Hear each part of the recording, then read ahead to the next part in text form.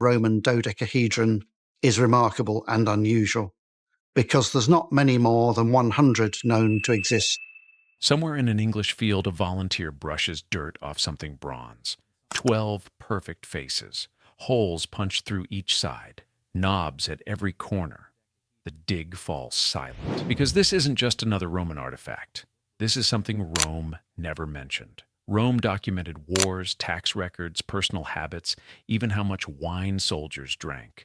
But this object, over 130 found across Europe, not a single written word explaining what it is. No texts, no images, no instructions. The most obsessive record-keeping civilization in history left complete silence about an object that appears repeatedly across its western territories. So what was Rome hiding? And what made this thing too dangerous to remember? They call it the Roman Dodecahedron. 12-sided bronze objects about the size of a baseball. And for 300 years, every theory about what they were used for has collapsed under scrutiny. Military rangefinder? The holes are different sizes. No standardization. Candlestick holder? No scorch marks. No wax residue. Knitting gauge? You don't cast precision bronze for something you could carve from wood. One by one, every practical explanation fails. But in 2023, a discovery at Norton Disney changed everything. Because this dodecahedron wasn't randomly lost, it was deliberately buried, with coins, pottery, and what looked like the remains of a ritual. And when scientists finally tested the bronze using modern technology, they found something that made the silence suddenly make sense. Traces of burnt organic matter, animal blood proteins, botanical residues from plants used in funeral rites, fused into the metal, microscopic traces of cremated human bone. This wasn't a tool, it was a vessel for speaking with the dead, and Rome wanted it erased. The Romans were certainly the most brilliant engineers of the ancient world. Let me describe exactly what we're looking at. The Roman dodecahedron is a hollow bronze object with 12 perfectly formed pentagonal faces. Imagine holding something roughly the size of a tennis ball, but instead of smooth curves, you're touching flat geometric planes that meet at precise angles. Each of those 12 faces has a circular hole punched through its center. And here's where the strangeness begins. No two holes are exactly the same size. Some are wide enough to fit a finger through, others barely larger than a pencil. Even on the same object, the variation seems intentional, as if the different sizes serve some purpose we can no longer identify. At every corner where the pentagonal faces meet sits a small rounded knob, sometimes cast as part of the whole piece in a single pour of molten bronze. These knobs appear on every authenticated dodecahedron ever found. They weren't decorative afterthoughts. They were essential to whatever function these objects served. The craftsmanship alone should give us pause.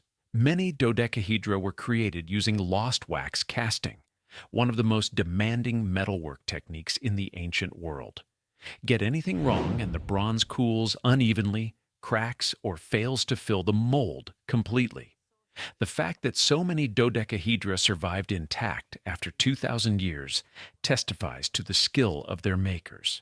And some are so perfectly balanced they can rest evenly on multiple faces without tipping, a feature that serves no practical purpose for any tool we can identify, but suggests obsessive attention to symmetry. They were made from bronze, an alloy requiring trade networks and specialized knowledge to produce. Someone invested significant resources into creating these objects. Bronze wasn't cheap. The craftsmen weren't amateurs. And yet, we cannot determine what purpose justified that investment. The distribution pattern deepens the mystery considerably. These dodecahedra appear almost exclusively in the outer provinces of the Roman Empire: Britain, Gaul, Germania. The Low Countries along the Rhine, places that were Roman in law and administration, but Celtic in spirit and ancestry. Not a single dodecahedron has ever been found in Rome itself. Not one from anywhere in Italy. Not one from the wealthy eastern provinces where Greek and Roman culture had flourished for centuries. For an empire obsessed with standardization, one that mass-produced pottery, tools, weapons, and coins by the thousands, that geographic silence screams something significant. Yet only 130 dodecahedra have been found after 3 centuries of archaeological searching across an entire continent.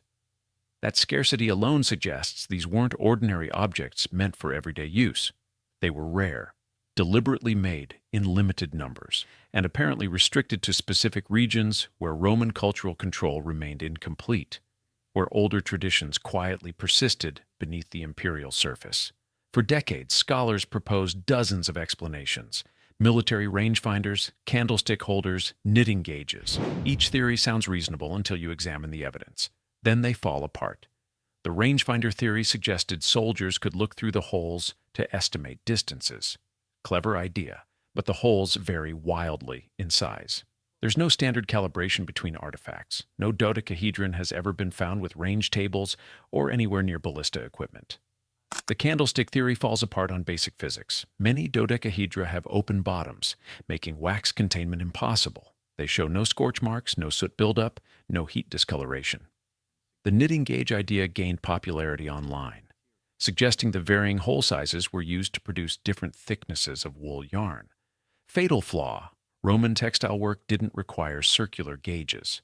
More importantly, you don't commission expert bronze smiths to make something you could carve from wood in an afternoon. No wool fibers have ever been found inside any of them, despite extensive testing. One by one, every practical explanation fails. And when conventional answers fail, unconventional questions begin. In the summer of 2023, a quiet English village called Norton Disney became the epicenter of a discovery that would force historians to reconsider everything. Unlike most Roman artifacts recovered by amateur metal detectorists pulling objects from random fields without context, this dodecahedron was different. It was excavated scientifically during a formal archaeological dig, layer by layer, with every piece of surrounding context documented. The volunteers uncovered more than just the bronze object. They found Roman pottery fragments, 3rd century coins, iron tools, and the faint post-hole outlines of what may have been a villa. The dodecahedron wasn't randomly dropped or accidentally lost. It was buried carefully and deliberately, tucked into what archaeologists call a sealed context. That distinction transforms speculation into evidence.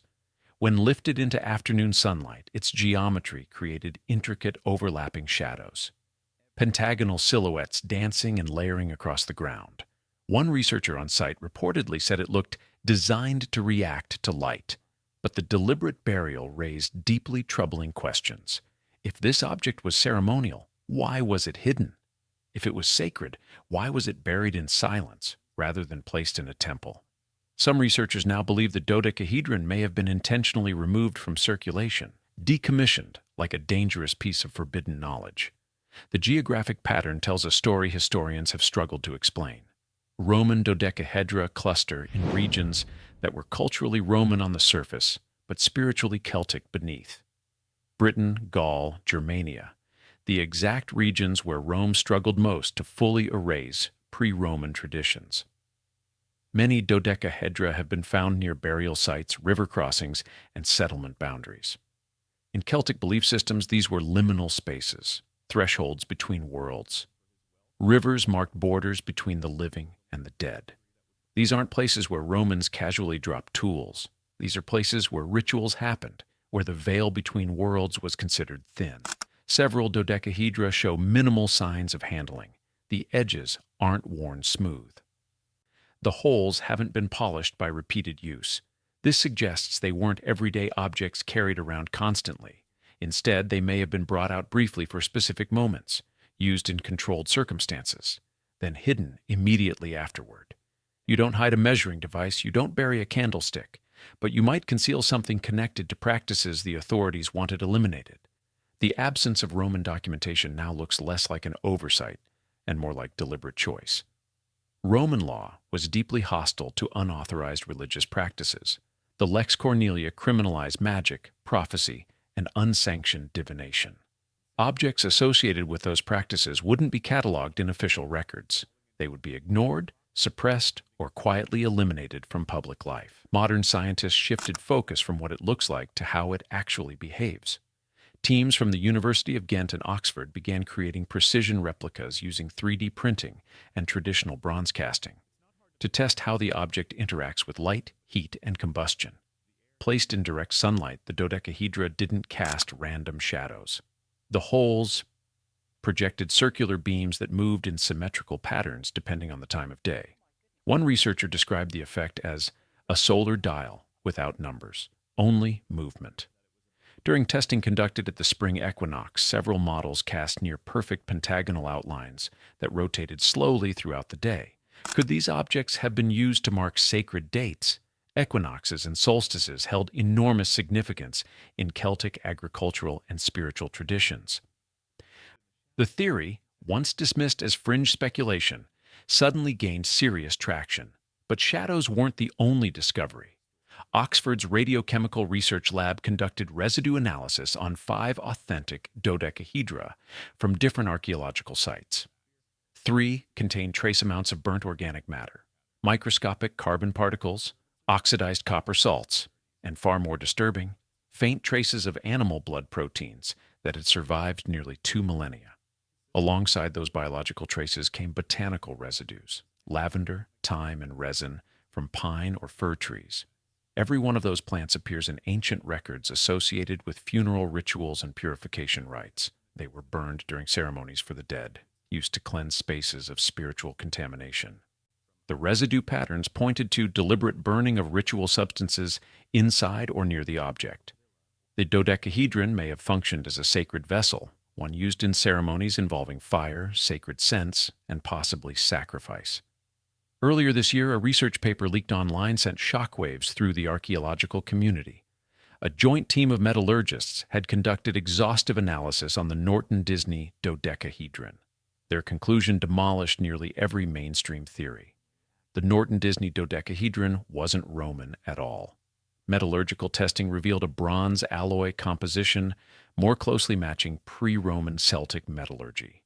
The dating analysis pushed the object back at least 150 years before the Roman occupation of Britain. The object belonged to the indigenous Celtic culture that Rome conquered and systematically tried to erase.